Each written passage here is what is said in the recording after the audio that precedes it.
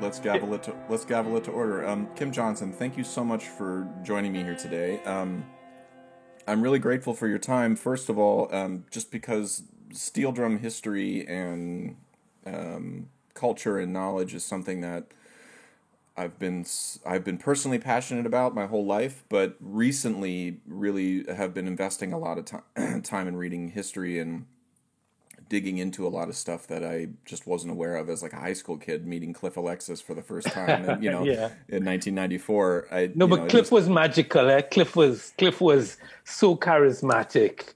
he's one of my. I mean, when I mention people in my life who are the reason I'm doing what I'm doing, Cliff is in that mix, and You met him at university?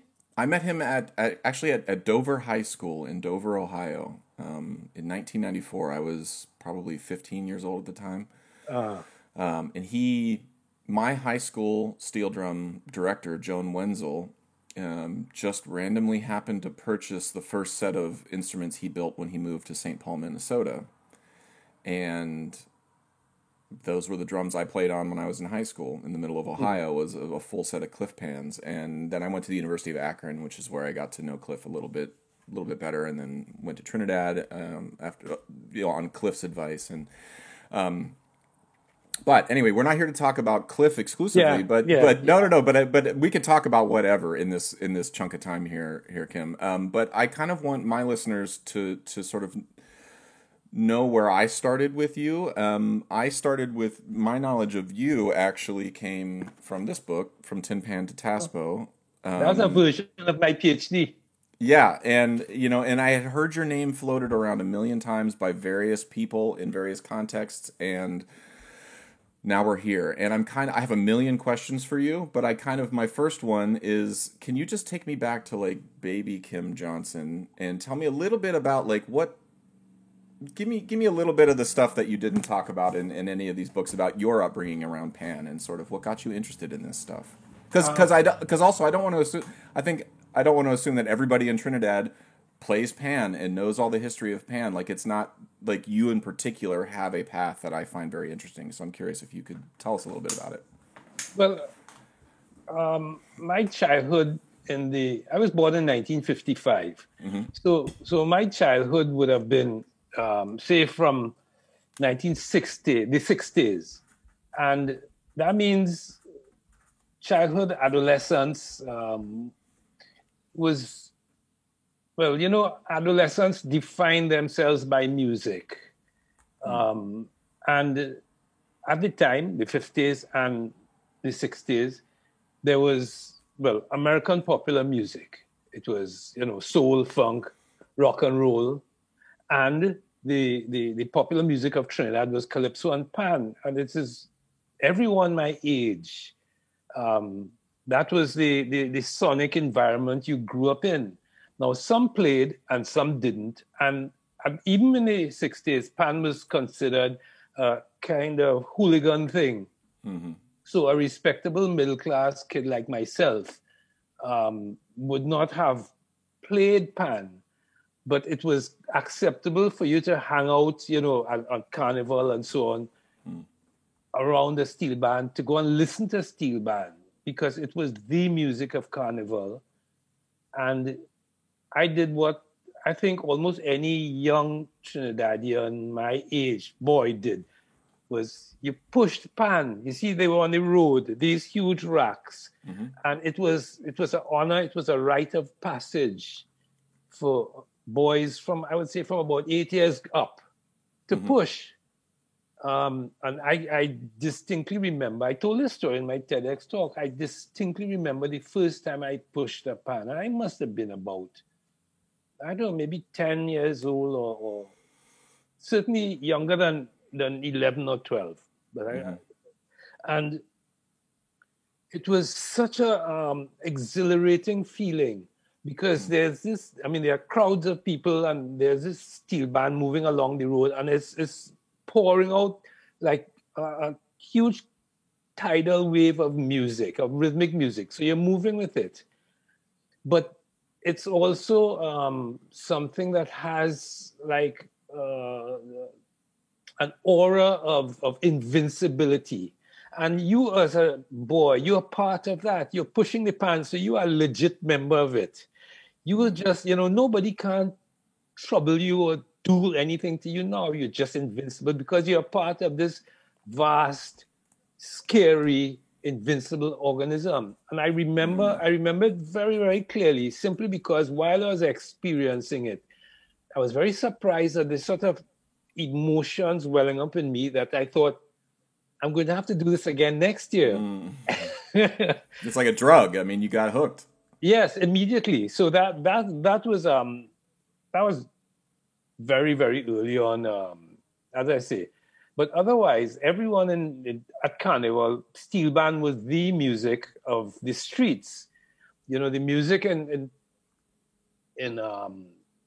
parties on the radio would have been calypsos, and we all knew the popular calypsonians at the time. Sparrow and Kitchener were the kings of calypso. So we all knew that. Interestingly, now when I hear some of these songs, I realize they're actually quite smutty. But I didn't know that at the time as a child. When Sparrow is singing, salt, fish, nothing, he's actually singing about, women's private parts. But I didn't know that as a child. I'm singing along because it's a groovy tune. So that's my sonic environment. As it came closer to the end of the 60s and perhaps the early 70s, the power of, I would say, American music became greater. James Brown, the whole Motown scene, soul. I could remember 70, 71. Around then, I heard like Santana for the first time, and that was just like mind blowing because this was rock and roll that I liked, but with heavy percussion, with congas and so on. So it seemed to cater for the part of me that loved that heavy percussion. But it was rock and roll that I also loved. I mean, I grew up as much on the Beatles and the Stones and all of that. So it was pretty eclectic. Well, can I ask you something that this is related to many of the questions I want to ask you, but something that you mentioned early on about that feeling you had when you're pushing a rack, where no one can mess with you. And you're part of something, even though your hand is on a rack and you're not making any noise. You're helping, right? That phenomenon wasn't a part of my life really in any way, any real palpable way, until I went to Trinidad and saw and felt that same thing as a foreigner, as a white kid from Ohio. I grew up in a cornfield, and I go to Trinidad and there were like, just to be honest, I mean, there were 2 weeks where I was definitely having to cut my teeth and like, not prove, but just like I needed to hold my own. But after that 2 weeks was done and everybody was like, yeah, he's holding his own, I felt like I was all of a sudden in a family that was like 400 years old. You know? And I think I know why, but I'm guessing, and I'm curious, like, this is sort of maybe the theme I want to sort of talk with you about today, in relation to your history of your book, but like, what can you describe maybe a little more detail? What is that? Why does that sort of thing, and I'm sure it exists in many other cultures that I'm ignorant to and haven't had a lot of experience with, West African, Ghanaian drumming and Ewe ensembles. Like, I'm sure there's different vibe, but specifically in Trinidad, in the steel band, there is a culture there that I feel like, you go to Trinidad, there's bands, there's Chinese, there's Indian, there's black, there's white, like it's women, men. I mean, it didn't always used to include women, but can you just address a little bit about like that culture and why that exists and what that is to you? But that's one of the really interesting things about steel band, and that's why I argue that the steel band is not first about music; it's first about generating belongingness, which music does. But that's why, in a sense, a lot of the people, the original musicians in the steel bands, were not by any means musicians. They could play a tune that they learned by rote, but they weren't musicians in the full sense of the word, because that was not their aim. Their aim was to be part of this group And the group was a community group. So you didn't have to actually be playing anything to be part of it. You know, some of the most well-known, famous in Trinidad men of the steel band movement never played an instrument. They were captains of bands. They were leaders. But they did not necessarily play an instrument. And that ethos, I mean, it might have been amplified by the early years when the steel bands were sort of ostracized. You know, that created a kind of siege mentality. It's like early Christianity. The more you repress them, the closer, the more tightly knit they are. I heard a great quote that oppression sows or waters the seeds of its own demise. At the end of the day, and it's like because you end up strengthening. Like, you turn coal into diamonds. I mean, you squash coal long enough, it turns into something you can't actually break and can cut anything. You know, and it's like that's for me what I'm gleaning from the history of the steel band as an ensemble, as an ethos. That to me sort of rings true. Oh, definitely. And I mean, you see that happening with, cults and all sorts of groups, but because of the way music functions on us as humans, that gives a particularly strong bond. Music can bring together complete strangers, which unlike, say, a doctrine, you could be, a Pentecostal or whatever. Yeah. But that's a doctrine. You need to learn it and identify with it. Music can immediately, instantly coordinate you with someone who's next to you. You've never seen them before in your life. The rhythm coordinates your body, so you're moving the same way. And you might say the emotional journey that the melody takes you on, it takes both of you on. So all of a sudden, you're moving in sync. And that's a kind of bonding and a kind of almost a surrender of the ego, the individual ego, to something wider. I mean, I think that's why we evolved to respond to music that way. At least one of the reasons why, the Neolithic, the caveman, cavewoman, singing around the campfire, campfire song, it bonds people. You forget about your squabbles and your enemies and your jealousies, and it bonds the group, and it does it by making noise, a deep, rich, loud noise that scares other animals away. Because loud noises, it suggests something big, a tiny little frog will go, "Rrr," and it's trying to fool predators that is big and bad.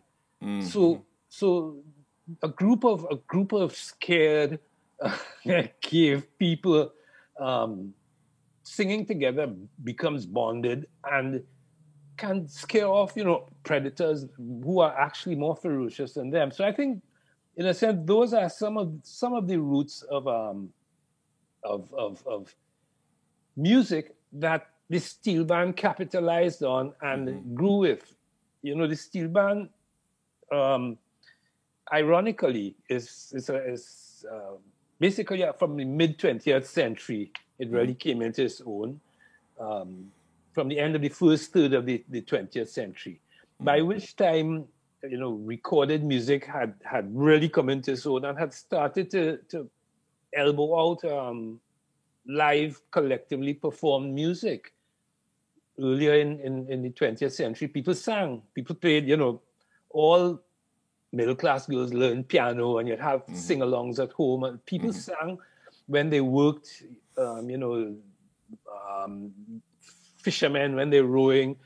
You see films, people rowing, whatever you did it to music. But that began to be replaced in the 20th century, and it's almost been completely replaced now. And it's strange that the steel band came along just when that was being elbowed out of the way, and kind of staked this claim in this little area of territory and continues to hold its end there. And that's what you experience in it. And a lot of the pedagogic and other aspects of steel band culture and steel band practice, I think is geared towards enhancing that. So, for example, um, you've seen that in Trinidad, you could go into a panyard.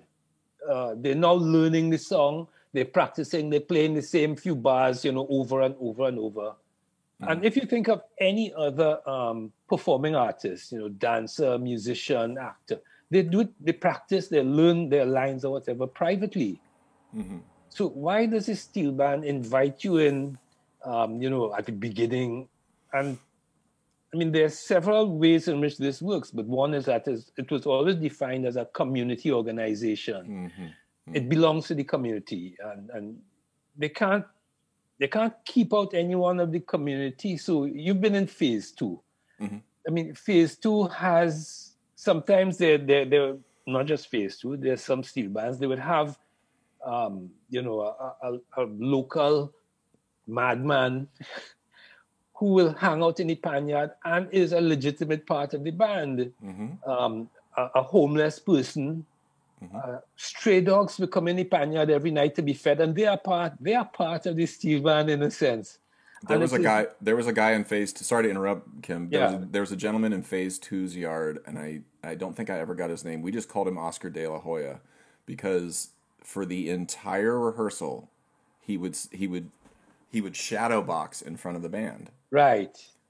The whole time for like 8 hours, just like shadow boxing while we rehearsed it. I was like, this guy's way more committed to his shadow boxing than I am to learning this pan part right now, and that's just true, Yeah, well, he has, mental problems. Yeah, sure, but nobody was telling him to leave.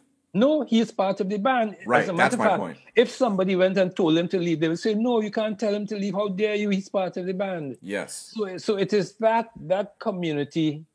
And ironically, there's a sort of competitiveness stroke collaboration between and within steel bands that also enhance that, because in a way,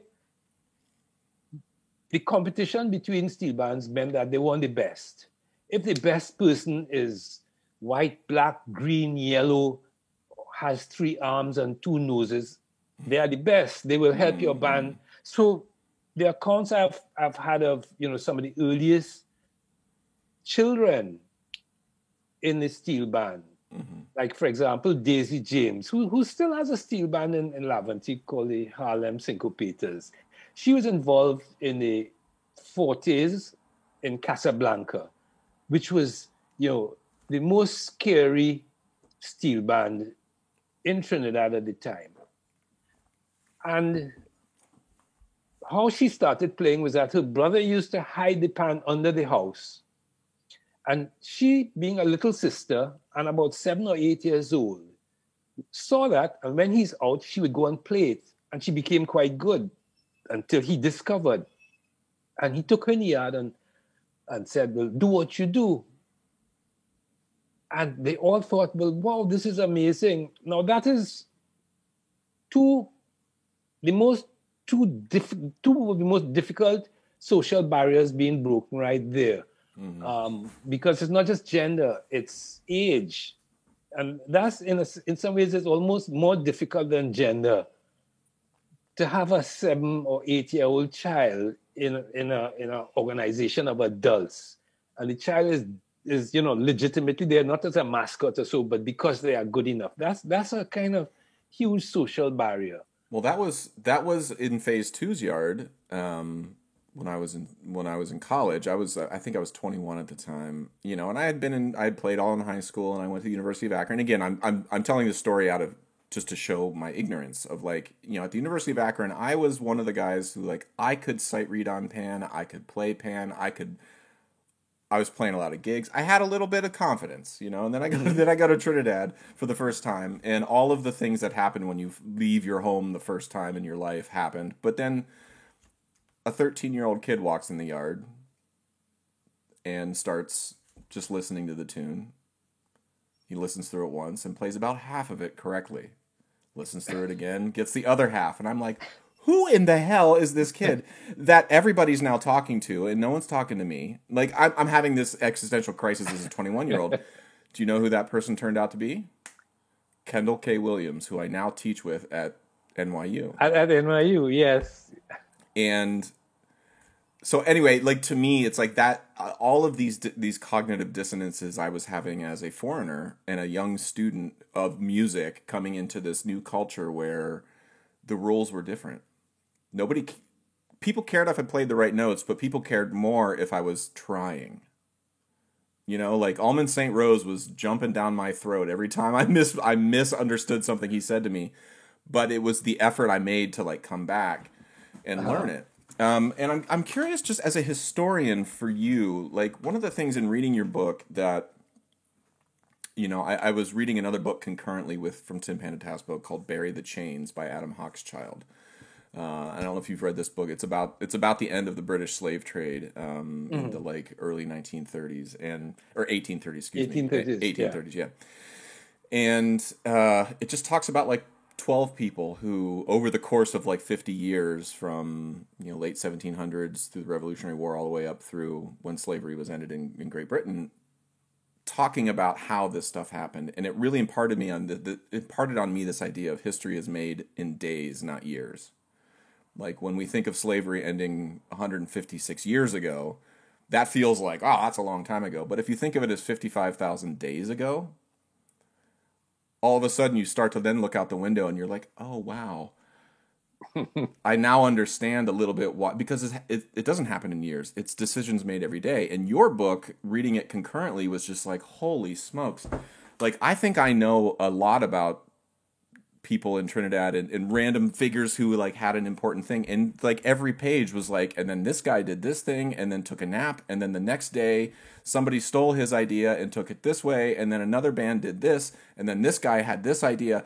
And it was like, I'm reading about 365 different stories every day here. And I'm curious for you as a historian, and I say this also in the context of steel pan history is being written while the people are still alive. And that's the other reason I wanted to talk to you. Like Bertie Marshall, Hugh Loy Yip Young, like these are guys who were there at the horse's mouth when this stuff was started, and they're now getting older. And I'm curious for you as a writer and historian, how do you juggle your ethics?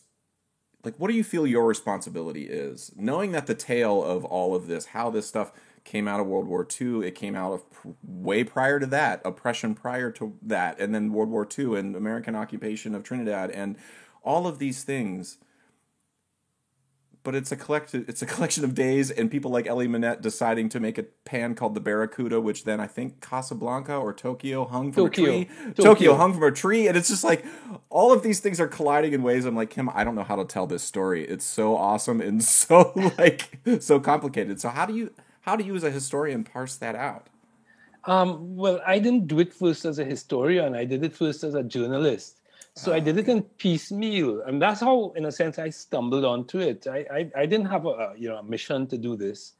I was a feature writer on the Sunday Express, and the editor at the time, he liked series. It's like, a show. One good thing about a show is that you can draw people for next week's newspaper rather than a one-off movie. Right. And so, there was a guy who worked with us called David Brewster, and he wrote about famous boxers in Trinidad and athletes. There was a female journalist on the Sunday desk who wrote about women who played music. And one day, he asked me to write about bad guys, bad Johns, guys who, rough guys. And that evening, I went by a friend of mine, Stephen Stumfley, who wrote, one of the early, very important books on Pan. I've been friends with Stephen since he was doing his PhD in Trinidad. It's called The Steel Band Movement, if people don't know what it is. It's a really great book. Great book. Steve is now the executive director of the Society of Ethnomusicology. Yeah, and I've tried to get him to come on the podcast, and he was just like, oh, I don't know my Trinidad history. I shouldn't come on. And I think he was just like, you should talk to Kim Johnson. I was like, well, yes, I will, but I would like to talk to you too. I think you wrote a book about it. I think you could talk about it, you know. But he was very humble and shy. So Yes, that's Steve. But that night I went by Steve and I said, Steve, you know, we're just talking. And I said, yeah, I have to write something about, you know, these bad guys. And he said, well, why don't you talk to the Steel Band men? They were bad. So I went, I thought, yeah, that's a great idea. And I went to Tokyo's Panyard, which was fairly close to the Express office. It's a short walk away. And I met some of the bad guys there. And they just regaled me with stories. And I wrote it in the Sunday paper, and it was very, very enthusiastically received. I mean, people were phoning saying, that was great. And one thing I noticed about the stories, they were all about Tokyo people. And there's always been a kind of rivalry between East Port of Spain and West Port of Spain. So I thought, well, look, I'll balance it by a band in the West. And I chose Invaders. So I went there to try to do the same thing for the following Sunday Express. And I got a whole lot of different stories that revolved around Invaders. And again, that was very well received. So I thought, well, in Trinidad, there's a sort of Port of Spain bias. People think that, you know, Trinidad equals Port of Spain. So I thought I'll break out of that. And I went to San Fernando. And by then, I'd come to realize that every steel band had wonderful stories, narratives. You know, some were funny, some were outrageous. And I started a series that's called Pan Pioneers, and that ran on for over a year. And after even perhaps 2 or 3 months, I had become well known among the community of sort of senior pan men. So when I went by someone's house, he had already read stories of his friends or his enemies, his erstwhile enemies. And it gave me a credibility that, for example, a PhD student wouldn't have. You know, they knew me from my writing, they knew my sympathy, and they thought they were getting their just desserts. They were being recognized because that was the first time they'd ever been written about. You know, when I started, at the time, Andy Narell had written something about Ellie Manette, and Keith Smith, who was an editor at the same paper, who also lived in Laventille, had written about Bertie Marshall. And that was it. No one had told the story of Anthony Williams or anyone. So imagine my surprise when I realized it's not just 4 or 5 important steel band men. There are hundreds of stories. Now, I say that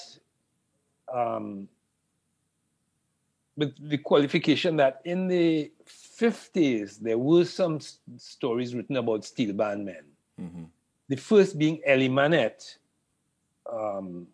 Ellie Manette was the darling of the middle class. And indeed, you know, in my film, Pan Music Odyssey, I cobbled together stories from different people. And the idea of someone stabbing someone in a fight and being thrown in jail, that's what happened with Ellie Manette. And the reason why the sort of middle-class social workers and left-wing lawyers and so on quickly sprung into action to see how they could get Ellie Manette off was that precisely that they all supported Invaders. They were all from Woodbrook, which was, you know, the kind of main urban middle-class area. If Ellie Manette had been from Tokyo, he would have rotted in jail. Sorry, go ahead. Sorry. So as I accumulated the stories and I heard the same thing from different sides of you know, what you would call these different sides of the track and so on, a richer picture began to emerge. which eventually became quite different from the sort of standard origin story of the steel band. So, for example, I mean, at times I've given a talk in Trinidad about 10 misconceptions about steel band, because these sort of romantic ideas are still very, very popular here. Well, and they're very popular here too. And I'm gonna confess something to you. And please, if you hang up the Zoom call right now and never speak to me ever again, I would understand. Yeah. But one of the things as a student at the University of Akron that I'm very grateful for was there was a real gigging scene there. Where we're playing, bat mitzvahs and pig roasts and because they knew the university had a steel band, there was just work all the time, and we were playing party. But we did a lot of educational shows where we would go to elementary schools and talk about where this music comes from. And at that time, again, I'm going to admit I did not do the research I should have done, but I was also hanging with my Cliff Alexis was somebody who I was hanging around with all the time, and I sort of had an image in my head of how the steel band came to a thing, or the steel drum was invented, steel pan was invented. And I've told this story many times to many elementary school kids about Spree Simon, Winston Bartholomew, like the whole, it's the part of the story that, if you're going to tell, you have 5 seconds to tell somebody something, okay, and I did it hundreds of times. Can you hear me? You've gone, yes, you're back. Okay, sorry. I've told a story that is not completely accurate hundreds of times because I was doing it. There just wasn't a lot of resources, and there wasn't even anybody there telling me that I should be reading a resource. It was because there weren't a lot of books in the 90s that I could just grab and be like, oh wow, yes, Winston Bartholomew was there, but not in Spree Simon. Oh, this is actually, oh wow.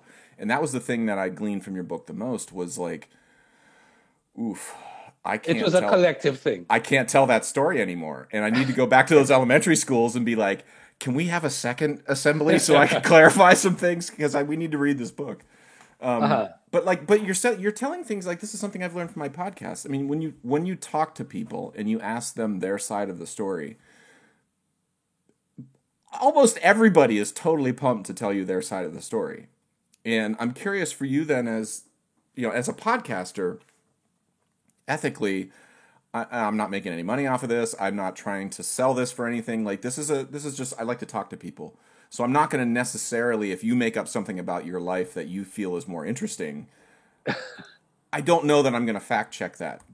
If I were writing a book about the history of my podcast and about the validity of what people said, I would then go back and fact check things and try to make sure I knew what was saying. So now, given that you are writing historical, whether or not you consider yourself a historian, you're writing a document that is going to be considered part of the historical record. Yes. How do you then, with your scalpel at home, make decisions as to whether or not, or do you, about what somebody's told you, whether or not they've embellished something? Do you keep the embellishment? If somebody else tells you something that is counters something somebody else has told you, how do you deal with that? Well, I try to triangulate it. In other words, if I could get 2 or more people to say the same thing independently, I would tend to go with that. Mm-hmm. I also try to, with a few exceptions, I try to get people to speak about what they saw rather than what they heard, because that actually is a greater form of distortion. Somebody told me this, and someone might have told them, and it gets distorted along the way. If you said, when you were 10 years old, you did this, I would give it more credence than if you said, well, somebody told me that happened. Mm-hmm. But when I was doing the research for the PhD, the 2 main things is I tried to triangulate it, the oral stories, and I also try to relate them to other forms of historical documentation, specific events. You say, well, I the first time I heard pan was in I was 8 years old, and I'd say, well, look, was it during the war or was it after the war?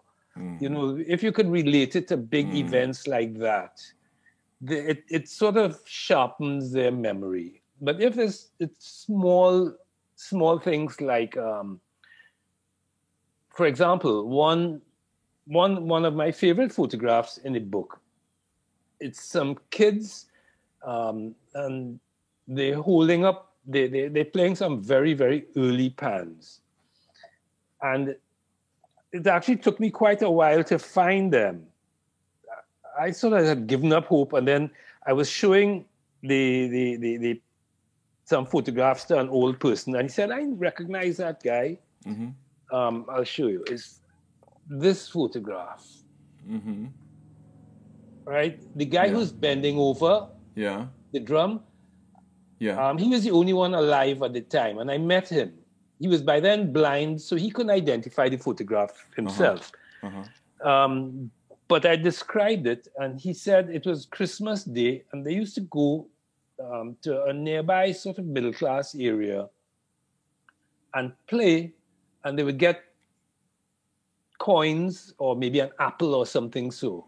And it was 1946 or something. He was quite specific. No, I would feel I could accept that for what it is. The person who I got the photograph from identified where the house was, and it was indeed a middle-class area. She said, yes, that's my grandfather's house. And I recognized from the tiles on the floor and so on. So it's a call I make with every particular story. Depends on the importance of the story. I mean, one of the most controversial stories is who started using the 55-gallon oil drum. Many people credit Ellie Manette with it. I don't. The reason being, I have a published interview with Ellie in 1947, where he says that he used an olive oil can. Those were the best for the ping pong or something so. And at the same time, Neville Jules, who was, one of the founding members of Trinidad All Stars, said that the first time he saw a 55-gallon oil drum was at a competition held in a cinema in the east of Trinidad, in Tunapuna. And, everybody laughed when the person came up because it was so big. I mean, it reminded me of the first time people began using the large tennis rackets. I played tennis, and when I saw this, I laughed because it just looks awkward. You're not accustomed to it. And I asked around the area, and I got this story about a particular band from the East where the guy said, yes, we used, it was a certain person, he used this thing, and yes, we went up on stage and they did laugh at us. So I took that story because it was sort of triangulated. Tony Williams said very early on he tried to use a 55-gallon oil drum, but when he took it to his band, he was in a band called Sun Valley. The captain and the tuner for that band just laughed and said, no, we don't want that. And he said, well, he forgot about it then. I would tend to believe Tony Williams, because if you meet the man, if you meet his character, is a sort of scrupulous honesty.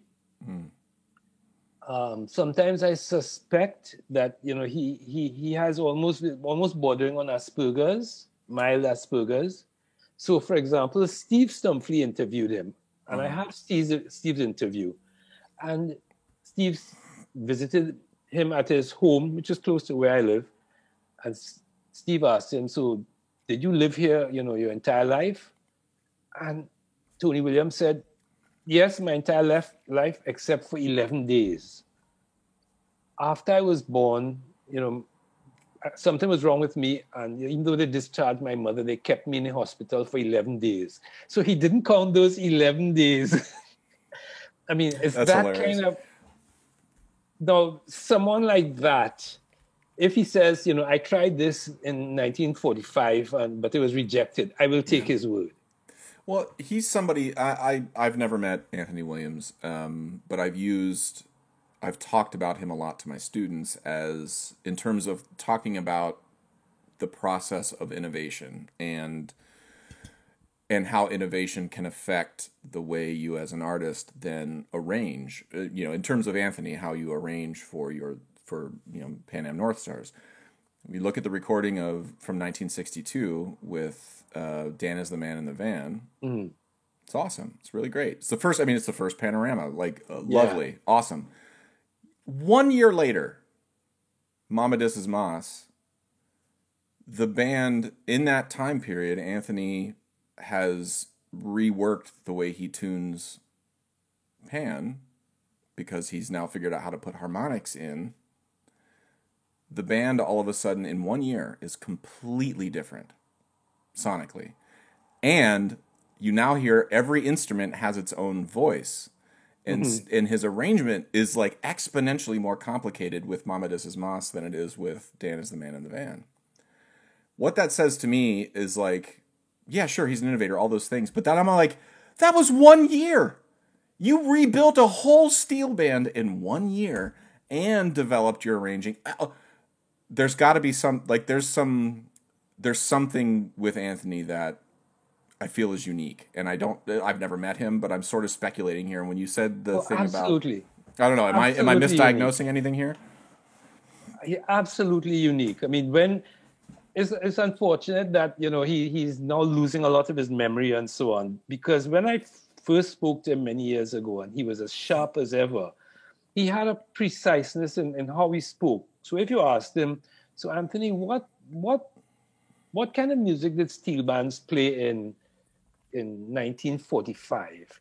He would respond almost like a textbook. He would say this played 3 types of things, and they would have so many notes, and he would hum out what they would play, and he would speak almost in bulleted points. So he had that precision. I mean, once I visited him, and it was a panorama night or a panorama day, maybe small bands or something, so was performing. And he was looking at it on television, but he also had a radio there. And I asked him why, and he said, well, if there was a problem with electricity, it was a battery radio, he could switch it on and still listen. Mm. He had everything about him had that thoroughness and precision. His stepfather or grandfather, I can't recall which, made acoustic basses, and he helped him. And he pointed out that when he is sanding it and making it smooth, he found it better to work at night with a low light, because that way, when the shadow come across it, you could see any imperfections in the shape. Okay. It would be highlighted. My knowledge of every tuner from Trinidad and tuner arranger. Anthony's unique, I think, right, in terms of the tuner arranger hats that he wears.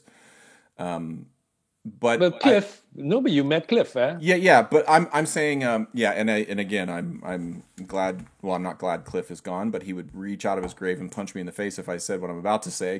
But I would say that Anthony has, at the time period he was doing it in the specific way he did it, I would lobby, even if Cliff were here, I would say I think Anthony's particular input at that moment jarred loose something then for every other arranger and every other tuner in 1963 and onward.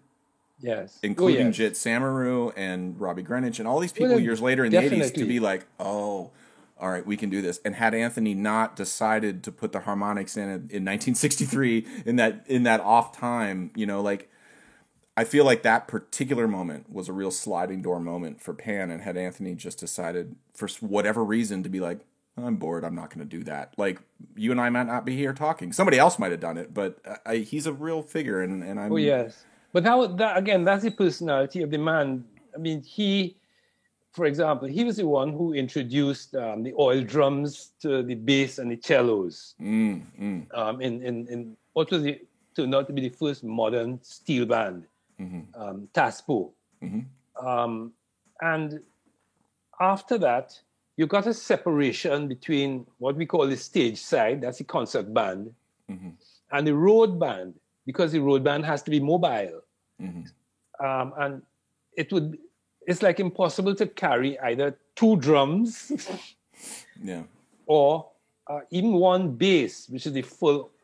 So the road band kept the old biscuit drums and the old what they call tune booms, which is doom doom, doom doom, doom doom doom, doom doom doom. Just two notes. Yeah, because they had to be mobile. Right. And Anthony was dissatisfied with that because he wanted proper full bass lines. And that's why he invented wheels on the drums so that you could have bass, you could have 55-gallon oil drums to give you a deep, rich bass, and you could have at least one octave. Yeah, well, So I mean, sorry, go ahead. Sorry. So he has always had that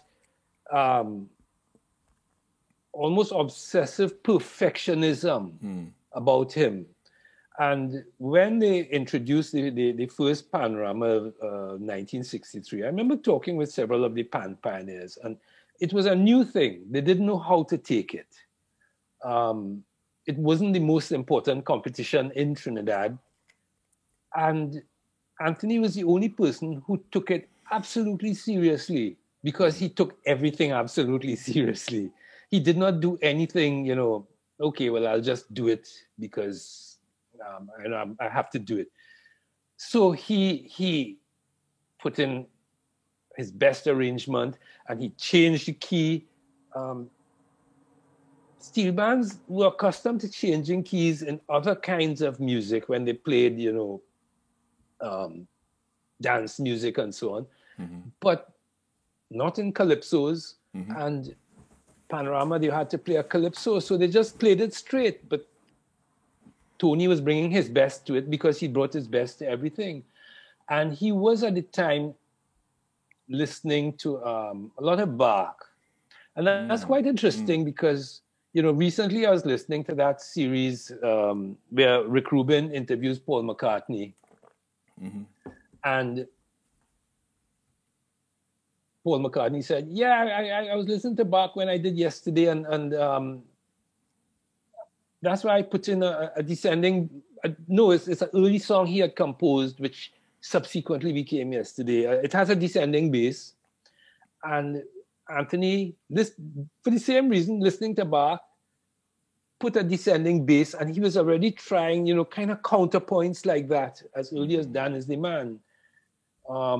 So yes, he was the right person because he took Panorama much more seriously than the others did. Because up until perhaps the mid 60s, 65 or 66, the most popular competition was not Panorama. It was what we call the bomb. The bomb was when you take some non-Trinidadian music. Often it could be a piece of classical music, but it equally could be some pop song. But you play it to calypso rhythm. It's like when people swing the classics. Hazel Scott, Trinidad pianist. Well, yeah, the year that I was in Phase, I think Boogsy's bomb tune was the theme from Godfather. Right. And I played that for 8 hours on Juve Morning, to a calypso beat. I blacked out for most of it, but it was that was the bomb tune that year. Right. But in the early days, they used a lot of classical music in the bomb tunes. But by the mid 60s, the Panorama, it came in 1963, and it was seen by the government as a sort of national thing. This is the national instrument, and we have to play the national music, which is calypso, and we are giving the largest prizes. They had to give the largest prizes because the steel bands would not have performed otherwise, because they made more money playing in parties. Yeah, it's expensive to take all those drums places and organize all those people. Right. So, but Tony took it seriously. So seriously that when he didn't win in 1966, he just pissed off with them and said, "I'm not going back to that." I mean, a lot of the former members think it was a mistake, and maybe it was, but he was just pissed off with.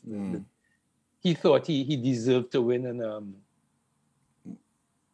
he didn't.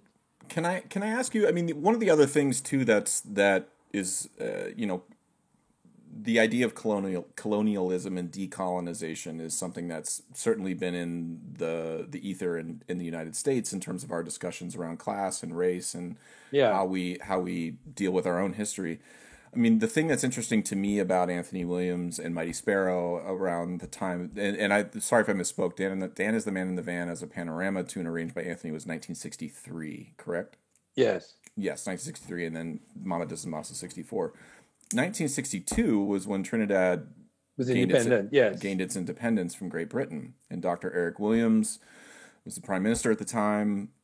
There were movements. I believe you addressed some of it in your book, but Stemfleet definitely addresses it. The People's National Movement, as a political entity, purposefully making moves to side up with steel bands as a way to definitely get votes and those sorts of things. Can you just talk a little bit about a little bit of what was going on politically in Trinidad at the time and how all these things were crossing each other? Oh, that's really a. I can drill down a little bit deeper and give you something more specific. Let me see if I could disentangle it. I mean, the two parties at the time, one was the People's National Movement, an emphasis on the word national, and the other was the Democratic Labour Party. Now, they tended to be a sort of racially segregated, but not absolutely. The People's National Movement tended to be black with a sprinkling of white and a tiny sprinkling of Indian, mainly Muslim Indians. The DLP tended to be mainly Indian with a very, very tiny sprinkling of white. And I broad brush here, but no blacks. Like that wasn't part of. That wasn't part of them. Okay. Now, in 1961, the DLP won the federal elections. Federal being there was a West Indies Federation. I mean, we were trying to move towards becoming a federal country. And they won the federal elections, not the national elections, but the federal. And in 1960, and that kind of deepened the rivalry between the two parties. It was like, Trump and Biden, it was like the worst came out. And Williams and a lot of the people who supported him, they tended to be the steel bands because Afro-Trinidadians saw Williams as their savior, their boy. And the steel bands came out in support of him, not just demonstrating and marching and so on, but in trying to intimidate the other side. So they would go and break up the political meetings of the other side, and sometimes they'd go and beat people. Not all of the steel bands, but Can I ask though, could be my ignorance, but is one of the reasons that a political organization would want to team up with a steel band because if we're just calling balls and strikes, what a steel band was in the 1960s was a large group of relatively organized people that would fight to the death for what they believed in. And the steel band is not just the members playing. The steel band represents a community. Right. The people pushing, the people making food, like all of it. And the neighbors, the old women, they're not pushing, but that's my band. So, indeed, very, very early on, I think it might have been about 1959, there was a feud between two steel bands in East Port of Spain, Desperados and Tokyo, that was becoming more and more violent. And the Prime Minister, Eric Williams, he asked them, what can we do to stop this violence? It's really getting out of hand now. And they said, we need jobs. None of us are working. We want employment. And he created a sort of make work welfare employment in those two communities in East Port of Spain, and they were administered by the steel bands. So the beginning of our welfare system was created for and administered by the steel bands, Desperados and Tokyo. What was the? Was there a name to this? It was called Special Works. And it was, but it was specific. Sorry, I'm just trying. Pardon. I'm trying to imagine a prime minister of a government being like, "Here's a work program, and you all can run it." Like what? Like, well, the person, the leader of Desperados, George Yates, became the special advisor to the prime minister. So, you see, you have to think of steel bands as not just musical ensembles, but they also have things in common with trade unions and with football teams. So there is the welfare aspect with that trade union and the lobbying aspect that trade unions have. And there's the partisanship of football teams. So they're kind of very hybrid organizations that a politician really wants on his side. Because you don't just have people who will defend you; you have a direct link into the community. Yeah, I mean, it's something I noticed. I mean, we were all remote this past year, but I think you all just had elections a year and a half ago, 2 years ago, something. Yeah, and I've drilled and worked with Skiffle Bunch now for a couple years, and Junior Regrello is mayor of San Fernando and is part of the PNM, and to sort of. I saw the band, or there was an organization, they had all the red shirts, and I was like, wait a minute, I've seen red shirts before. I know what that picture is, and like you go back and you look at Dr. Eric Williams. Anyway, to me it was like, okay, in the way I know what I know of how Junior runs the band in San Fernando, the way that whole organization, like things started to make a little, and not to say that there aren't complications and that things work smoothly all the time. Like, of course that's not the case, but like. Things made a lot more sense when I started to look back and see the political machinations in Trinidad. Yeah. And how they've manifested now. Like, and now when I go there and I see somebody in a red PNM shirt in a skiffle yard, I'm like, oh, like, okay. Right. I know why this is happening this particular way. And it's something too that just the intersection in Trinidad of class and race is something that has always been really interesting to me, and especially after this last year in the United States, where we're doing a lot of self-reflection as a self-autopsy on ourselves as a country in terms of how we've dealt with race.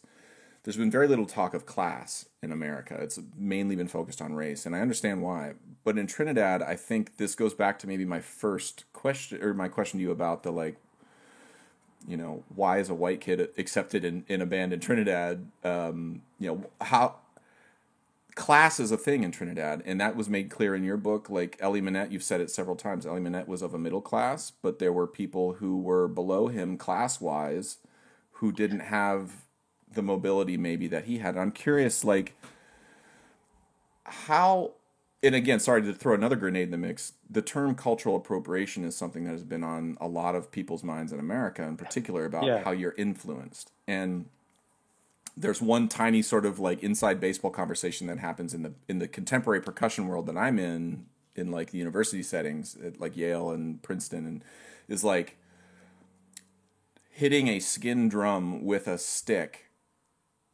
is cultural appropriation, because skin drums are hand drums, congas, bongos, and stuff like that, djembes. Now, to be clear, I'm not saying that, but people who say that obviously are missing the, like, well, then you haven't heard an Awe drumming ensemble, you haven't heard, there's a million versions of this. Of course.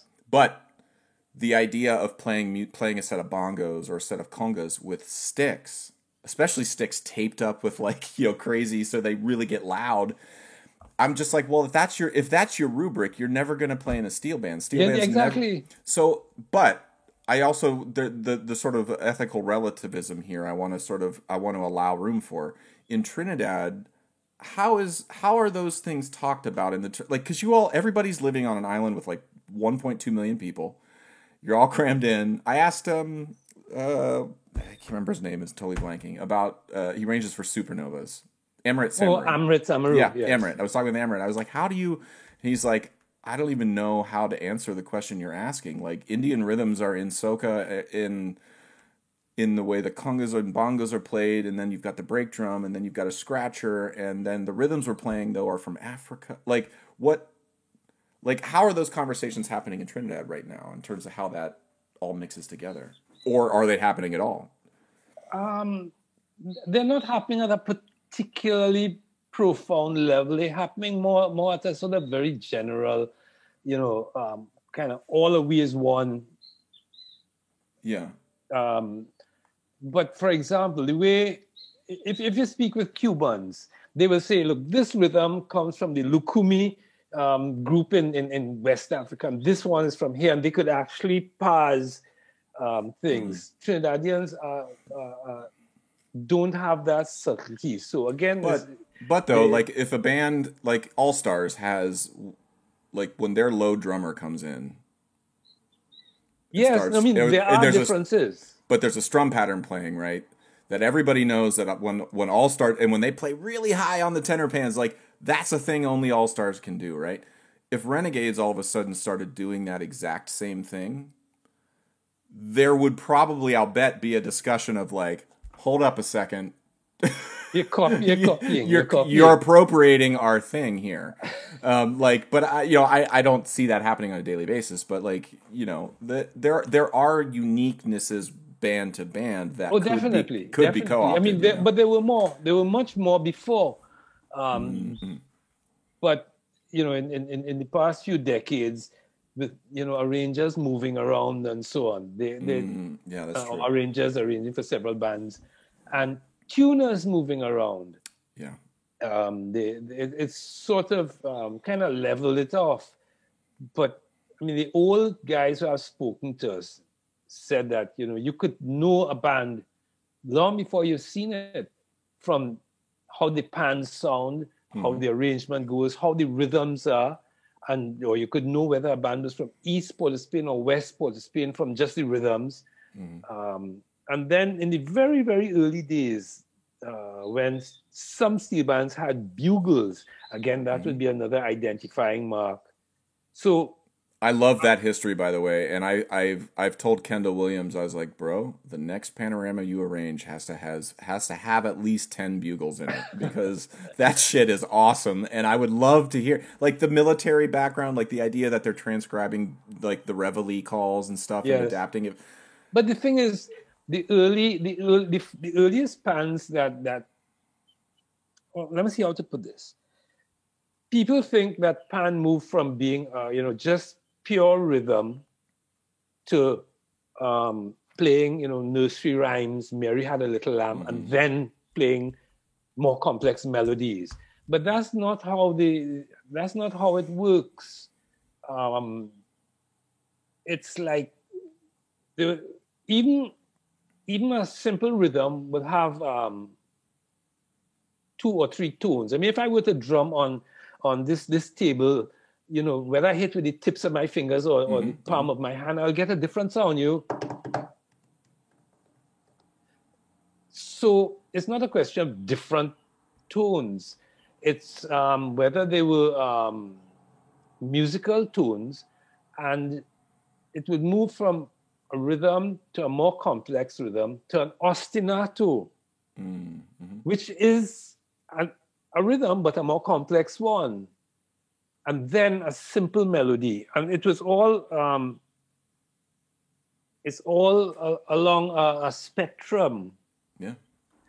I mean, there's a point when one thing would stop and something new would start. It's like, for example, if you were to take a playing card, and you put it on the front fork of a bicycle and you ride, it would go, you'd hear a sound, tack, tack, tack, tack, tack. And as you move faster, it would go tack, tack, tack, tack, tack.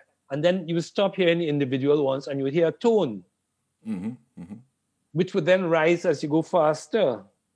So and that's all along a spectrum. And then there's an abrupt shift. And and that's how pan moved. It moved from rhythm to more complex rhythm to ostinatos, and the earliest ostinatos would have been with three notes, what they call the tenor kittle. They played it on the side like a military kettle drum, and it played something like a bugle reveille.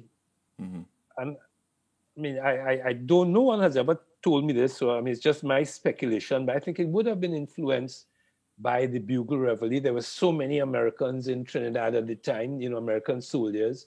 They stole bugles from them, and that's what bugles do. They play. And yeah, they play the harmonic series. Yes. Which is only like you only need 5 or 6 notes, and so like you can, if you have a kittle or a tenor kittle or something that has 3 or 4, you can tune a pentatonic scale, and you can, if you're a young kid, like let's say I'm a young kid in 1942 and I'm walking around the streets of Trinidad and I have an interest in sort of, I'm musically inclined, and I hear whatever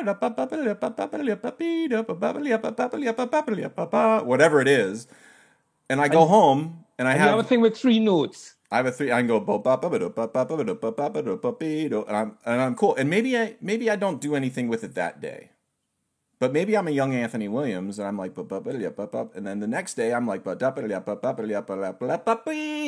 the third day I'm, and I start riffing on it. Yes. And then it would have been something like that. And then in 1963, you have Dan is the Man in the Van. Like, Anthony Williams didn't wake up with and just arranged Dan is the Man in the Van. Like, no, he didn't. But days. I mean, once he went on TASPO, once he returned from TASPO, he took music classes. He felt he needed to know music theory. He took voice training because he said he didn't want to have to learn, fingering for an instrument. He just wanted the theory, and he thought the easiest thing would have been voice. So he actually took voice training so that he could begin to get the rudiments of theory.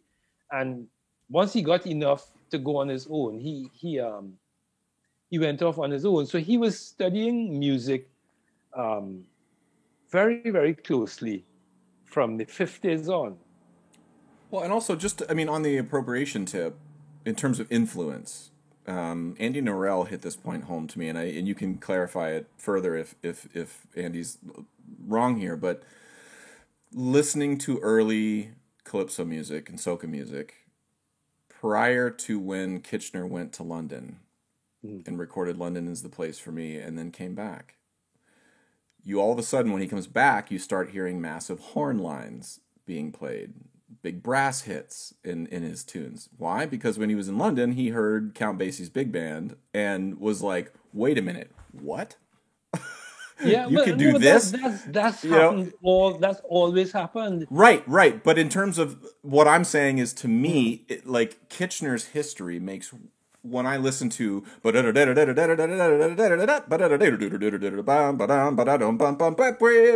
I hear the horn lines to Pan in A minor, and then I go listen to Count Basie stuff from when it's like, oh, yes, of course. This all makes total sense that this stuff is, anyway, it's just fascinating to me to now, as a 42-year-old. I wish I had these podcasts and these conversations when I was 19, because I feel like my elementary school presentations would have been far more interesting. But it's fascinating. I mean, that what I find also quite interesting is those young men who invented pan, they were listening to popular dance music. They were listening to calypsos, which was brassy. They were listening to Latin music, and the dance bands. And what I've found interesting is that this instrument they were inventing is a percussive instrument, but they wanted to get sustained notes like the horns. So very early on, they would roll to get a sustained note. And that to me is actually quite interesting, because the mentor of pan was a piano piano doesn't try to get sustained notes other than what you could naturally sustain. I mean, so piano, and that's what Chopin had to do to teach the piano to sing. Because it's a percussive instrument like a pan. And in Trinidad, once, in the very early stages, once pan acquired the first few notes, you needed music theory to understand how to harmonize, how to build chords and things like that. And the people who knew music theory in Trinidad, they tended to be girls, because girls all had piano lessons. So somebody's sister, somebody's aunt, somebody's neighbor would have a piano. I mean, there were a few exceptions, but generally they all relied on someone who had access to a piano. I mean, that's why the first classical music played was Chopin by pan. So, and then when you need something to tune your pan off, again, some neighbor had a piano. So it's ironic that the piano mentored the pan in so many ways, but at the same time, the pan really felt closer to the horns for the sustained notes. It's and interesting. Go ahead, sorry. I've very many times argued that I think the arrangers in Trinidad should try to touch base with the percussive possibilities of pan. Like a lot of West African music has that percussive feel about it. Even the stringed instruments, when you hear the kora and so on, they have these complex interlocking patterns. And the only pan arranger I've seen who has explicitly done that has been, ironically, Andy Narell. So that's one thing. And if you're advising arrangers, I mean, yes, once Tony Williams and then developed on by Bertie Marshall, you got the harmonics in the notes and you got that clean ringing sound. That's the standard sound of a pan now. But there's a warmth about the old pans that don't have the harmonics. That I don't think they should be just jettisoned, because it's another color. One of my favorite. I love listening to Earl Rodney play, because his drums, I think, and again, I'm going to say something that is going to come off wrong. His drums sound terrible. If you just sampled them note by note, and you just were like, okay, let me hear the middle C, boop, then you hear like C sharp, you're like, what the fuck? And then, but in the right hands and someone who knows how to make that instrument sing, I'd listen to Earl Rodney play those pans all goddamn day. Like, you're not going to get any argument out of me. Now, if I were to sit down on those pans, it sound like it would sound a little different. But I'm agreeing with you. I love that the steel is thicker, the pans are a little shallower, the notes ring a little bit more. There's a lot to it.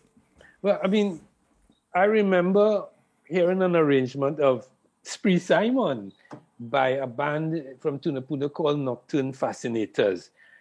The person who was the arranger, his name is Jordan. He's now in Australia, and I mean, he's doing marvelous things there. He's actually trained a band. I don't know if you've ever seen them on YouTube. It's really quite remarkable. The Royal Guard of Oman. I have not. No, I'll write it down now. I love that name, the Royal Guard of Oman. Yeah, well, the thing is, it is a royal guard, and Oman is a Middle East kingdom. Right. So you have these guys in their robes and their head ties and so on, like formal Muslim wear, right? Playing and gently swing. David Rudder's the hammer. Sorry, I didn't mean to laugh out loud. I just kind of, when you said gently swaying, I just pictured them playing this upbeat soca tune, just like. Sorry. I mean, if you Google it, if you even I will. I'll look it on up. YouTube, you'll see. No, so this guy Jordan, I mean, he's found his way in Australia where he is now, and he groomed that band among others. But I heard him arrange for a Pan Ramage, his band from Tunapuna, and they started off Spree Simon, Kitchener's Spree Simon, with one of the small original ping pongs, which is about that size, with about 8 notes. So they just played it, Bing, bing, bing, bing, bing, bing, bing, bing. And then the band came in, and it was like sonically as if you went from 1946, whoosh, to 1995. And it was just so wonderful.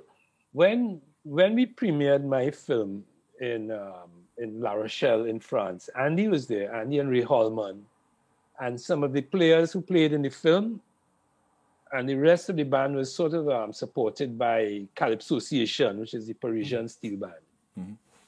And they gave a sort of potted history of Pan in music. So they had some of the old instruments we had used in the film, and they would play that, and they would move through the simple tunes that Ray Holman had composed for the film, up to Andy's and Boogsy's panorama arrangements that they had performed that year in 2013.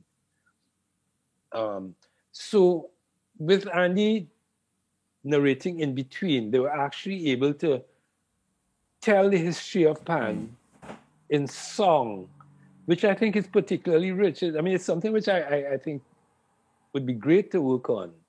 We got archival old instruments made for the film. We couldn't use real old instruments because they were thrown around and they had to be distressed. Mm-hmm. But that's something actually you might want to try. Well, it's something I've done a few podcasts with Andy. I think I've done 3 with him because I had him as a guest to talk to my NYU students last year when we were remote, and he has imparted on me very specifically the sort of thinking of the steel drum or the steel pan band as a percussion ensemble first, and thinking of it like as its roots as being a percussion ensemble, and then but that's not no value, like that is a steel band in the same way that hearing Phase 2 today is a steel band, and being able to talk about all of those things equally is like being able to look at 1963, Pan Am North Stars and being like, that's a steel band. And then being able to look at, Mangrove from England and being like, that's a steel band in different contexts, and yes. Like this and being able to sort of place all these things has been, Andy's really helped me think a lot. And he's who really impressed upon me the influence of Anthony Williams, because my bias was Cliff Alexis. I grew up, Cliff was a tuner who I knew from when I was 16. And so in my head, I was like, well, Cliff is the first tuner. Like, that's what happens, right? Like, I didn't know any better. But he was somebody, I now place Cliff as a 42-year-old man more in a more logical context of like his influence on the American educational system in terms of steel bands having a presence, along with Ellie. In America particularly, I would say those two guys are patient zero for the reason I'm even talking to you, is because Cliff Alexis decided to leave Trinidad, go on tour with Liberace, and land in St. Paul, Minnesota. Yes.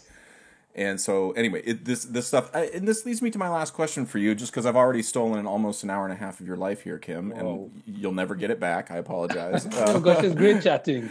But we could probably go on for another 2.5 hours. And I think most people my Zoom fatigue will give out well before that. But my door is always open. I am happy to chat with you anytime on this stuff, and I would love to do it just for the historical record to have these chats here. But my final question for you today is. Back to the sort of idea that history is an accumulation of days and small actions and ideas and conversations, rather than a year of sort of abstract, we don't know what happened and blah, blah, blah. We are now on August 5th, 2021. Today is another day in the history of Steel Pan in terms of where it's headed and where it's going. I want to ask you a question. Can you, where does Kim Johnson... Where do you hope Pan is going? And then where, as a historian, take your personal bias out of it, where do you see it going? Okay. Where do I hope it's going? I hope it can fulfill its potential. As we started off saying, Pan is in a way... it's swimming against some very, very powerful currents. It's swimming against the current of recorded music because, as you know, Pan is a live music thing. Mm-hmm. Pan, in a sense, gives music back to people. Mm-hmm. If you think of music as a human taste, it's like, you enjoy food, you enjoy sex. These are things you evolve to enjoy because it's good for you. It's good for the species. Yeah. Music is one of those. And when I say music, I mean music making. Yeah. And that it should be taken away from people for commercial ends. I think that's a terrible loss we suffer. And Pan swims against that current, as you would have experienced.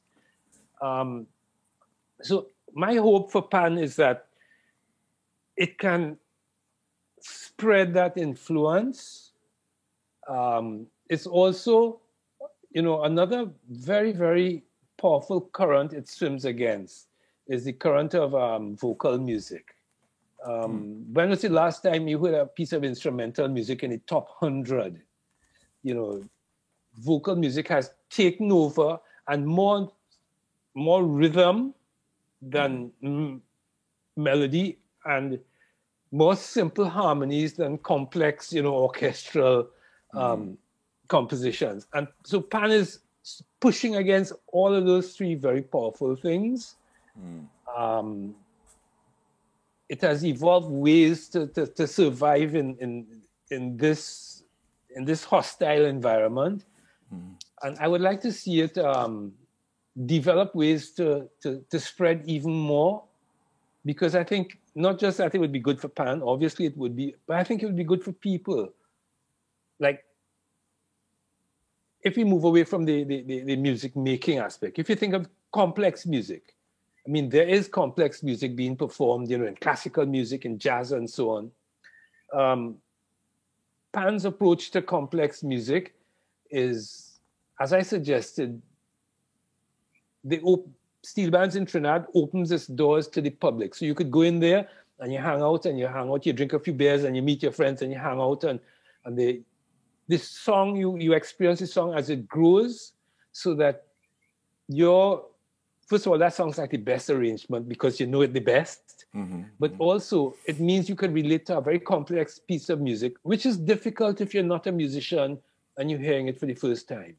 So part of its social ethos, Pan has evolved a way of raising the aesthetic level of the public, which has been lowered by recorded music, by DJs and by all sorts of influences.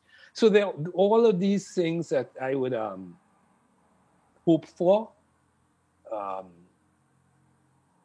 What I foresee is a bit more pessimistic, but you have pessimism of the intellect and optimism of the will. That's why I asked the double-sided question, because I know that you're capable of inhabiting both spaces. I see Pan is running down the road that jazz went. Jazz is, some of the best musicians, but the truth is jazz is a niche. The average person, the average young kid is not interested in Wynton Marsalis or any jazz great. If they were to go and play in Central Park, people would walk past. And even in Trinidad, apart from the party and the enjoyment and so on, a lot of young people are not interested in Pan. So it's going down that same road of being, celebrated. Everyone talks, jazz is great, wonderful. Nobody's going to buy the CD though. Well, I mean, it is a trend that I've sort of ignored a little bit in my workings in Brooklyn and in New York with the Pan scene there, but also in Trinidad, is the sort of like, there's been some times where I'll walk up to somebody in a steel band in Brooklyn and I'll make a reference that I think is like the most, I'll say like, I'll be like, this arrangement that Dr. Pat Bishop did with Desperados, and they'll look at me and they'll be like, who's Dr. Pat Bishop? Yeah. And there's this moment where I'm like, oh yeah, I'm a huge nerd. And like I know Pat Bishop because I'm a big nerd. Like that's like there's a million people in the United States who are musically important who I don't have any clue of, you know, and it's like that. But for an island that's as small as Trinidad, there's a part of me that's just like, oh God, you should know who Pat Bishop is. Yes, of course you should. You know. So there's that. I mean, how I think my hope could be made realistic. It has to do with pedagogy. I mean, I think the how the steel bands and how the schools and so on teach pan and teach music, I think they're moving in the wrong direction. They do it in a formal way. The blackboard and chalk, and this is your music staves and so on. Yeah. I think that's important, but learn it later. But you start with learning by ear. You start by improvising. And once that hooks you, then you'll want to know more. You'll want to know the theory more. You'd want to know, maybe depending on the kind of music you play, you may want to learn standard notation, or maybe not. If you're into rock, if you're into death metal, well, you could take your pan and play that. In other words, by teaching you audition and by teaching you improvisation, I'm giving you the instrument to do what you want, not what I want. And I think that may begin to generate some of the love, regenerate some of the love that has been lost, rather than how they try to do it, which is just formal, you know, like how they taught girls piano a generation ago, that with very few exceptions, killed the girls' love for pianos. Well, it's one of the things that I feel like my hope for this instrument, if I'm can be so arrogant to have a hope for this instrument, the thing I've recognized spending a lot of time in classical, like Western classical music, in my studies at Yale and at Akron, and you know, my work in so percussion is pretty heavily in Western classical, like contemporary music traditions. I'm realizing that I think if you were working with Bach on the cello suites when Bach was writing the cello suites. Wait, Josh, hang on a second. I just got to open the door. Hang on. Yeah, please. Hold on.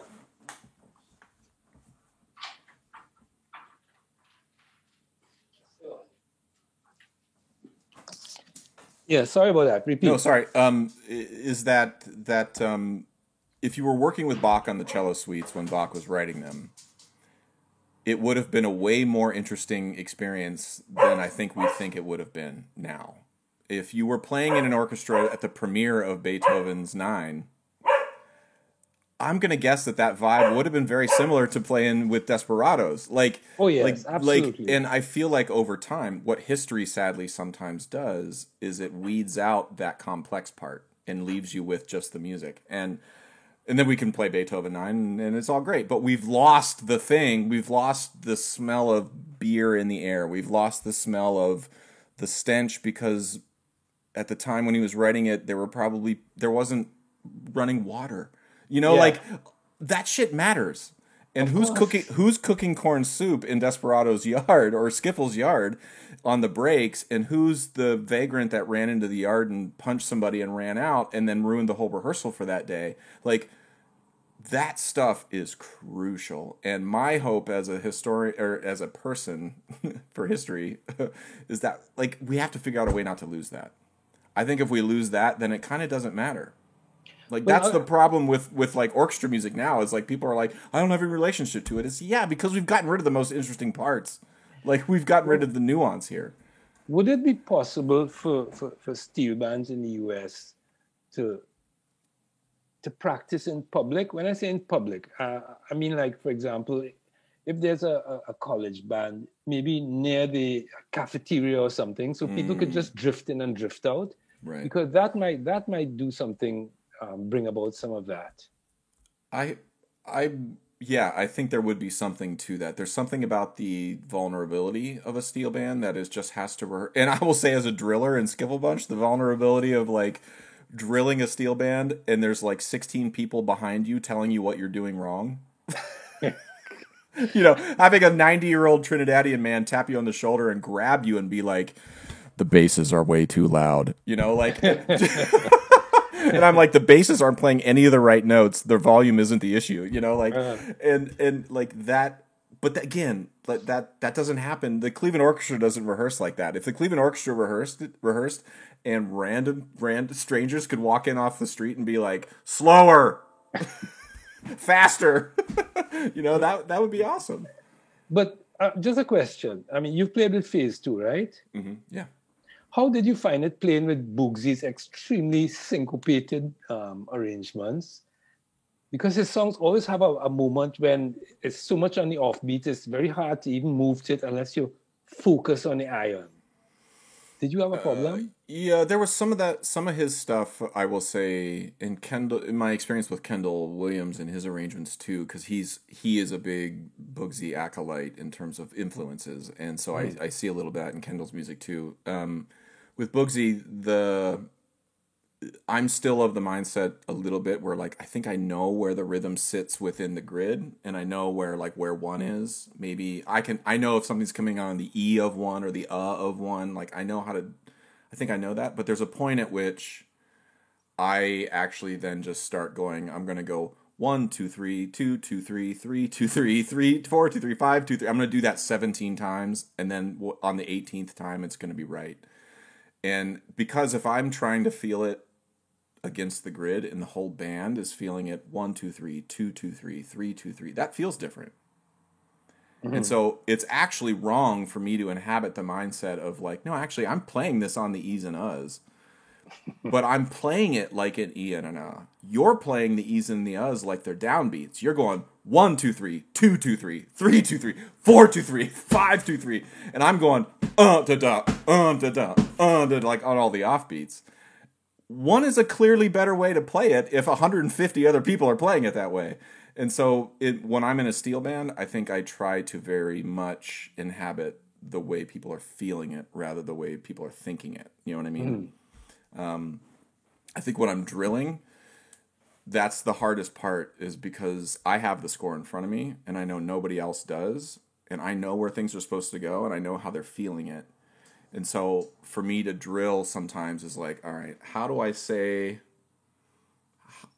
on this note, on that C sharp, I need you to accent that more.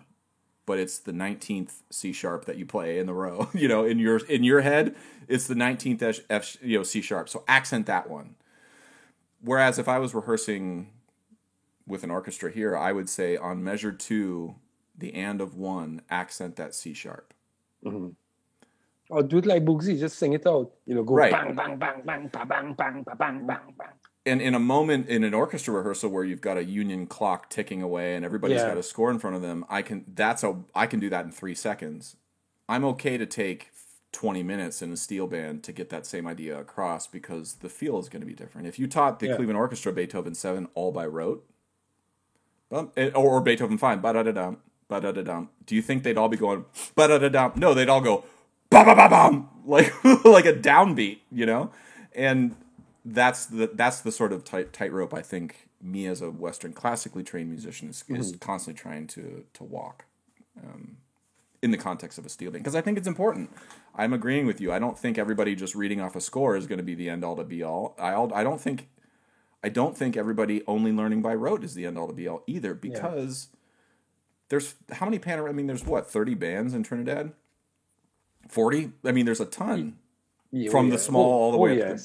No, I mean, if you're including medium and small, it's many more than that. It's 100 and something. So let's say there's 100 pieces arranged and composed every year that disappear from the historical record.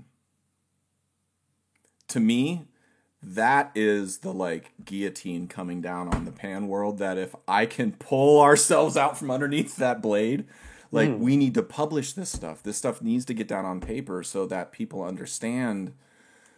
You need to see a Trinidad All-Stars arrangement and then hear it and then look back at the score to understand why they play triplets that way. Mm-hmm. It's not da da da da da da da And it's not 1E, a 2E, a 3. It's zat, jat, jat, jat, jat, jat, jat, jat, jat, jat, jat. Like, that's important. And if we don't write that stuff down and talk about it, well, that's the trouble, you know. A compromise, inadequate, but a compromise is that for about the past, perhaps 13 or 14 years, two Japanese sound engineers, Katsemai and Yuichi Wanatabe, have recorded all small, medium, large preliminaries, semifinals, and finals. I mean, they have tons and tons and tons, piles of hard drives of Panorama. So everything is recorded. Good. So it's not scored, but I wish there's audio recording. I wish there was a grant, like if we could just get like a $300,000 grant that would pair up every steel band from the Pan Around the Neck to, you know, Phase 2 with somebody who was fluent with Sibelius or Finale. Mm-hmm. And their only job was to come in and just be Boogsy's assistant, be Kendall's assistant, be Ray Holman's assistant, and your job is just there as he's calling out notes. You're like, no, I got it. Just gonna write it down. Just gonna keep track of it for you.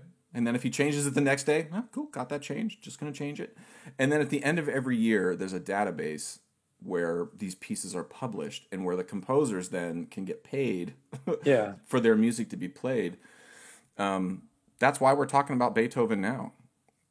Yeah, he wrote it down. If he didn't write any of his stuff down, I guarantee you we wouldn't be talking about it. We wouldn't, yes. And like as a historian, I think that's why I'm so curious to talk to you. And Kim, I have absolutely robbed you of most of your afternoon, and it has been. And I want to be respectful here and let you go. But I'm really grateful for your time. This has been. It was great. This has been great. We must do it again. I would absolutely love that, and I would love to prioritize doing it with a carob or a stag in hand. Let's see. Around October, I may be in New York for a while. Would you be there?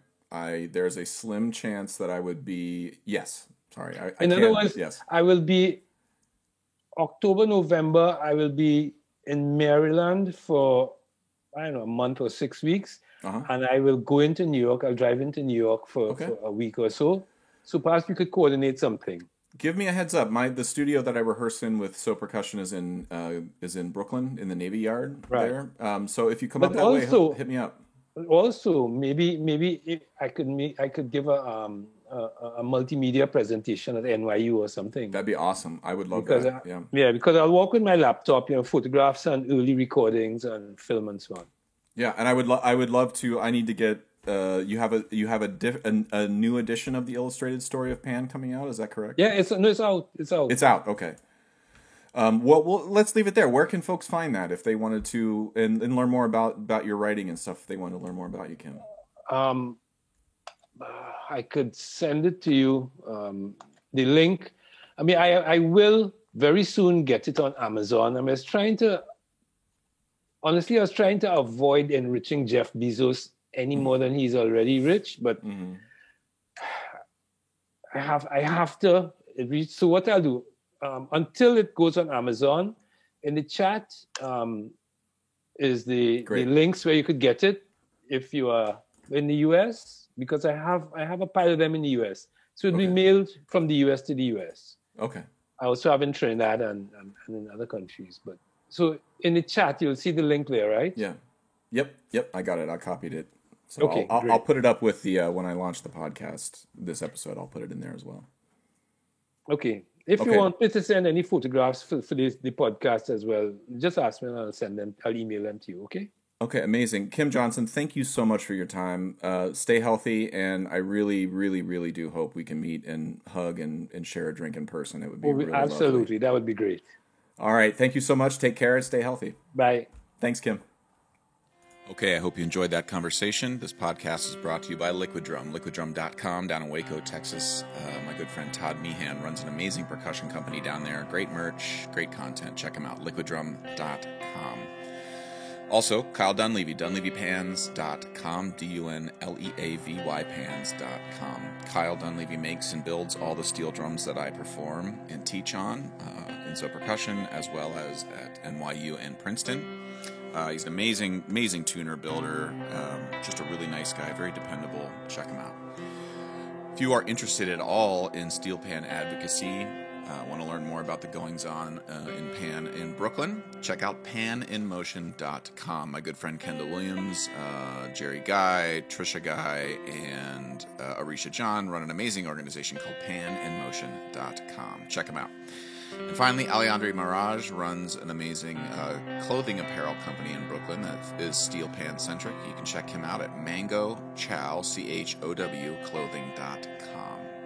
I own a bunch of his shirts. They're amazing, very stylish, beautifully made. Check them out. mangochowclothing.com. Okay, hope you're well. Talk to you soon. Bye.